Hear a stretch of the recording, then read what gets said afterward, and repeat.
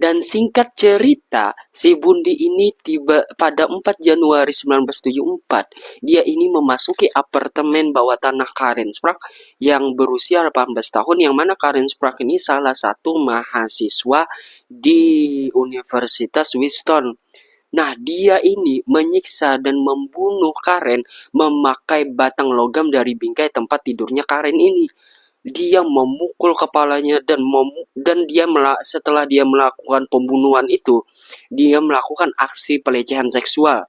Bahkan dia melakukan aksi pelecehan seksual itu dengan memakai tongkat yang dia pukul kepada kepala si Karen ini, sampai si Karen ini menyebabkan kantung kemihnya ini pecah. Dan Karen ini tidak sadarkan diri dan dia koma selama 10 hari di rumah sakit. Dan Karen ini mengalami cacat seumur hidupnya secara fisik. Setelah 1 bulan dia melakukan aksinya tersebut, pada tahun yang sama, pada tanggal 1 Februari, Bundi masuk ke ruang bawah tanah Linda Ann Head, seorang sarjana Universitas Houston yang menyiarkan laporan cuaca radio pagi untuk pemain ski. Setelah dia memasuki ruangan bawah tanah Linda ini tadi tuh, dia itu langsung menyiksa Linda sampai dan memukuli Linda itu sampai Linda ini pingsan. Dan setelah Linda ini pingsan, dia mendandani si Linda ini dengan dengan baju bulus putih dan celana jeans biru dan pakai sepatu bot, dan dia bawa Linda ini ke tempat terpencil di Gunung Taylor, di mana dia memerkosa sebelum membunuh si Linda ini tersebut. Suatu mixhow ini meminta penjelasan bagaimana Bundi ini membunuh si Linda tadi. Bundi ini hanya berkata, reaksi awal saya adalah saya rasa tidak bisa. Kan aneh seorang psikopat ini, apa yang ditanya dan dijawab itu yang mana gitu. Nah, ini mengartikan bahwasanya Bundi ini mengalami kelainan pada jiwanya, dan dia ini mengalami kelainan pada psikolog yang membuat dia ini bisa membunuh orang siapapun yang dia mau. Emang ya, si Bundi ini sudah kelihatan jiwa psikopatnya. Dia itu bahkan pada tahun 1974 dia itu sudah membunuh 12 mahasiswa. Setiap bulan tuh dia membunuh mahasiswa. Nah, pada 12 Maret, Donna Galen Mason, seorang mahasiswa berusia 19 tahun di perguruan tinggi negeri Evergreen di Olympia, juga hilang. Dan ternyata pembunuhan ini dilakukan oleh Bundi, yang mana si Donna ini waktu itu ingin meninggalkan asramanya untuk menghadiri konser jazz di kampusnya. Akan tetapi si Donna ini tidak pernah kembali. Dan setelah itu pada tanggal 17 April, Susan Eliana Ronsohar juga menghilang dalam perjalanannya untuk pulang ke asramanya. Nah, di bulan berikutnya, pada tanggal 6 Mei, Roberta Kathleen Parks meninggalkan asramanya di Universitas Negeri Oregon di Corvallis untuk meminum kopi. Akan tetapi kata teman-temannya, dia tidak pernah kembali ke asramanya. Dan semua hilangnya mahasiswi pada waktu itu adalah karena ulahnya Bundi yang menyiksa para mahasiswi dan memerkosa dan membunuh dan serta membuang mayatnya para mahasiswa itu di dalam hutan. Karena banyaknya mahasiswa saat itu yang hilang, para penyelidik di Amerika Serikat itu semakin khawatir karena tidak ada bukti fisik dan signifikan. Akan tetapi, dari semua kasus pembunuhan yang dilakukan Bundi itu memiliki kesamaan, yaitu dari penampilan muda, menarik, dan mahasiswa kulit putih. Semua mahasiswi yang dibunuh oleh Bundi itu adalah mahasiswi yang berkulit putih dengan rambut panjang di belah tengah. Nah, setelah penyelidikan itu tidak berhasil ditemukan, ternyata pada tanggal 1 Juni, Brenda Carol Ball yang berusia 22 tahun itu juga ikut menghilang. Nah, setelah dia meninggalkan Flamta Frame di Burin, dekat Bandara Internasional di Tacoma. Nah, akan tetapi ada saksi mengatakan bahwasanya dia itu di terakhir kali terlihat di tempat parkir. Dia berbicara dengan seorang pria berambut coklat dengan lengan berselempang. Nah, dan ternyata pria tersebut adalah si Bundi yang melakukan pembunuhan kepada Brenda Carol Ball dan menghilangkan jejaknya. Dan 10 hari setelah pembunuhan Brenda Carol Ball, ternyata pada tanggal 11 Juni di bulan yang sama, salah satu mahasiswa Universitas Wisconsin yang bernama Gorgon Waskin juga menghilang saat dia berjalan menyusuri gang yang terang antara asrama pacarnya dan asrama dia ini. Nah, dan ternyata Bundi yang memberikan bujukan kepada Hawkins untuk masuk ke dalam mobilnya. Dan setelah Hawkins ini masuk ke dalam mobil Bundi, ternyata Bundi ini membawa linggis dan memakai linggis itu untuk memukul kepala si Hawkins ini, sehingga Hawkins ini pingsan. Dan setelah Hawkins ini pingsan, si Bundi ini memborgol tangannya si Hawkins dan membawa jauh dari tempat itu ke timur Shetland. Dan setelah itu dia mencekik lehernya Hawkins, dan sepanjang malam dia menikmati tubuhnya Hawkins. Dia melakukan seksual kepada Hawkins. Saking pintarnya si Bundi ini ya, dia menutupi semua kejahatannya ini untuk bekerja di Olympia sebagai asisten direktur Komisi Penasehat Pencegah Kejahatan Shetland, di mana dia itu menulis pamflet untuk wanita tentang pencegahan pemerkosaan. Padahal dia dari tahun 1970-an, atau ada yang menyangka dari remaja dia itu sudah membunuh puluhan bahkan ratusan wanita-wanita muda pada saat itu, dan membunuh, dan dia bertanggung jawab atas banyaknya hilangnya beberapa mahasiswi di Universitas Wisconsin. Kemudian dia bekerja di apartemen layanan darurat DSE, sebuah badan pemerintah negara bagian yang terlibat dalam pencarian wanita yang hilang. Di DSE dia bertemu dan mulai berkencang dengan seorang wanita yang bernama Carolyn Anbon, seorang ibu 2 anak yang bercerai 2 kali, yang akan memainkan peran penting dalam hidupnya Bundi ini selama 6 tahun.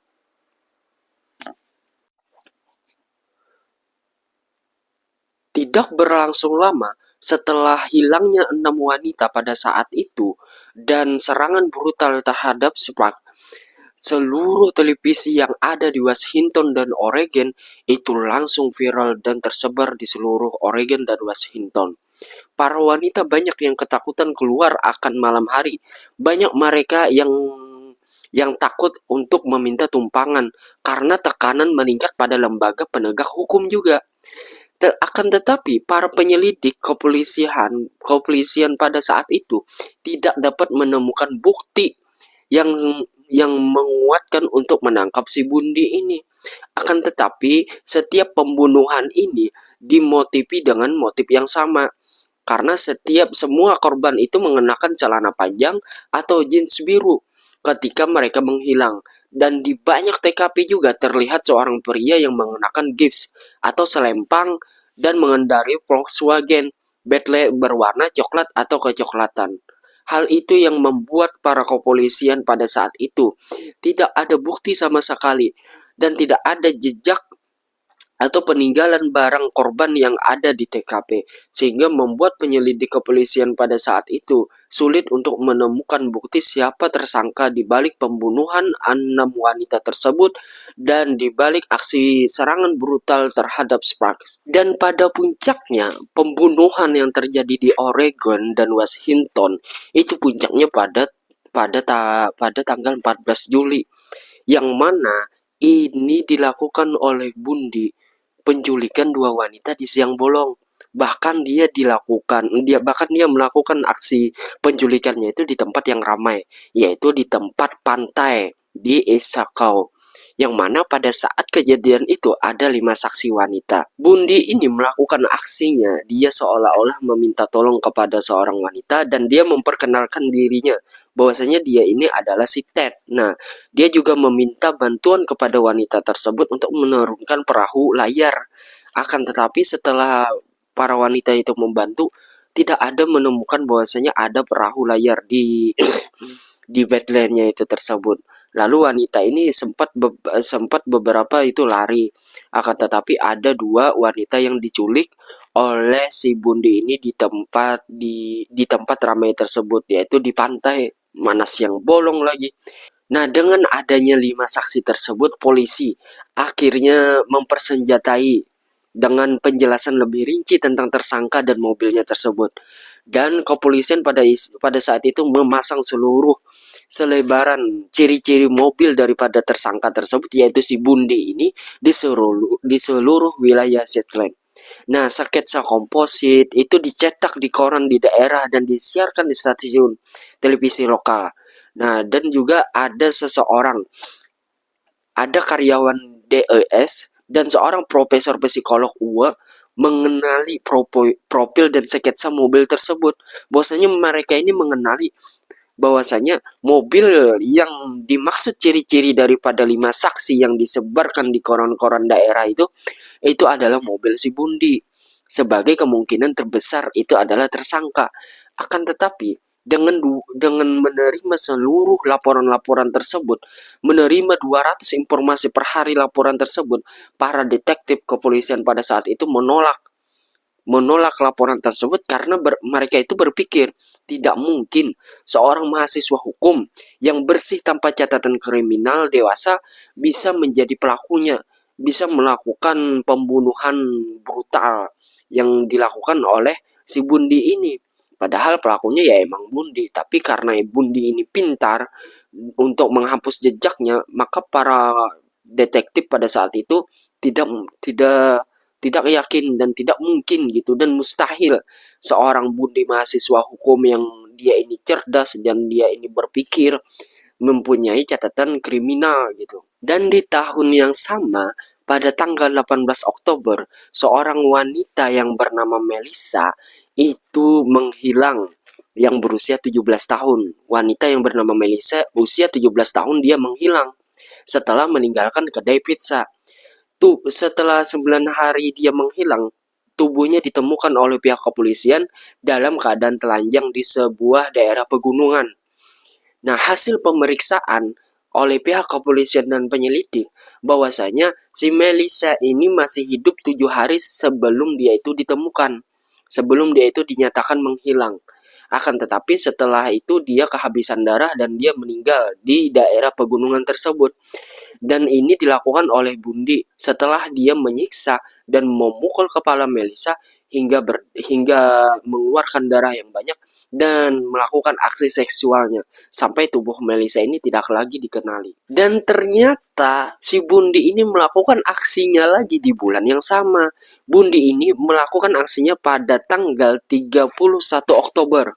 31 Oktober di bulan yang sama, di tahun yang sama, yaitu dia menghilangkan nyawa dan menculik seorang wanita yang berusia 17 tahun juga, sama dengan Melissa. Nah, yang ini bernama Laura. Nah, Laura ini menghilang 20 mil di selatan Lehi setelah dia meninggalkan sebuah kafe tengah malam. Pada saat dia itu meninggalkan kafenya tengah malam, dan ditemukan tubuh Laura ini ditemukan oleh pejalan kaki ke arah timur laut di American Fork Canyon. Nah, 9 mil dari kejadian tersebut dia ditemukan. Dan ternyata si wanita ini dia ditemukan dalam keadaan mengenaskan dan tidak dikenali lagi. Dia diperkosa, dipukuli, disodomi, bahkan dicekik oleh si Bundi ini. Dan beberapa bulan kemudian, si Bundi melakukan aksinya lagi pada tanggal 8 November di tahun yang sama, akan tetapi di bulan yang berbeda. Dia mendekati seorang operator bernama Carol yang berusia masih 18 tahun. Bundi mendekati Carol ini dan mengaku bahwasanya dia ini seorang petugas Rosellen dari Departemen Kepolisian Murray. Dan si Bundi ini mengaku memberitahu bahwasanya ada seseorang yang ingin masuk ke mobilnya dan dia ingin minta diantarkan ke stasiun untuk melaporkan ke polisi. Nah, setelah si Carol ini menemani si Bundi ini ke polisian dengan mobil, ketika itu si Carol ini mendapati bahwasanya si Bundi ini mengarah bukan ke kantor polisi, akan tetapi mengarah ke jalan yang sunyi. Nah, di situ perkelahian pun berlanjut. Si Bundi ini mencoba untuk memborgol si Carol, akan tetapi Carol ini selamat dan bisa melarikan diri dari penculikan yang Bundi lakukan. Dan tidak jera dengan di situ, si Bundi ini melakukan aksinya lagi pada tanggal 20 Juni. Dia menculik seorang wanita yang bernama Susan, yaitu seorang mahasiswa dari kampus Universitas Brigham. Nah, dia melakukan penculikan dan membunuh serta memerkosa dan menyodomi si Susan ini tadi sampai mayatnya si Susan ini tidak lagi bisa dikenali oleh pihak kepolisian. Bundi ini melakukan aksi pembunuhannya itu lebih banyak lagi. Ada banyak lagi aksi pembunuhannya dan penculikan dan memperkosanya serta mutilasi korbannya itu. Masih banyak lagi, akan tetapi saya hanya menyingkat ceritanya ini. Nah, pada 16 Agustus 1975, akhirnya Bundi telah berakhir melakukan aksi pembunuhannya dan pemerkosaannya. Bundi ditangkap oleh petugas patroli Jalan Raya Utah Bot Hayward di Granger. Pada saat itu, seorang polisi yang berpatroli itu melihat bahwasanya si Bundi ini menjelajahi area pemukiman dengan Volkswagen, nah miliknya pada dini hari. Dan setelah dia melihat seorang polisi yang berpatroli ini, dia melarikan diri dan dengan kecepatan tinggi. Nah, memperhatikan bahwasanya kursi penumpang dengan podcast telah dilepas dan ditempatkan di kursi belakang, dan kemudian polisi ini menggeledah mobil Bundi.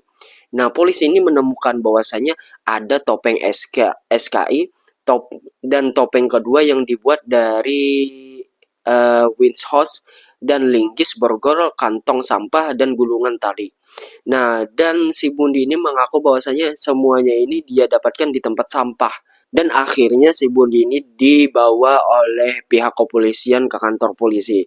Dan setelah hasil pemeriksaan yang dilakukan oleh detektif Jerry, mengingat tersangka dekstraksi mobil serupa dari penculikan, bahwasanya si Bundi ini memang mempunyai ciri-ciri yang sama dari hasil penculikan itu dari sebuah mobil. Akan tetapi para penyelidik pada saat itu belum menemukan bukti yang kuat, hingga akhirnya si Bundi ini dibebaskan atas pengakuannya sendiri. Dan kemudian Bundi ini di dalam pengawasan kepolisian. Meskipun Bundi ini dibebaskan, Bundi ini dalam pengawasan kepolisian 24 jam. Dan singkat cerita, akhirnya si Bundi ini ditangkap dan diadili seadil-adilnya dan dimasukkan ke dalam penjara, meskipun dalam penjara itu dia melakukan aksi kejahatannya lagi karena menyembunyikan besi yang dilihat oleh sipir penjara pada saat itu.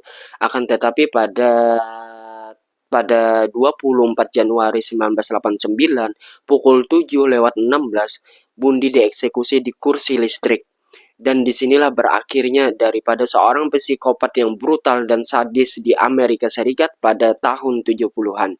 Ini menjadi pelajaran bagi kita, apalagi khususnya bagi seorang wanita, untuk tidak percaya langsung kepada seorang yang baru dikenal untuk meminta tolong. Apalagi wanita ini lagi di tempat yang sepi dan sendiri. Terima kasih sudah menonton tentang kasus pembunuhan berantai atau psikopat dari Amerika Serikat ini, si Ted Bundy. Terima kasih sudah menonton, semoga kalian sehat walafiat.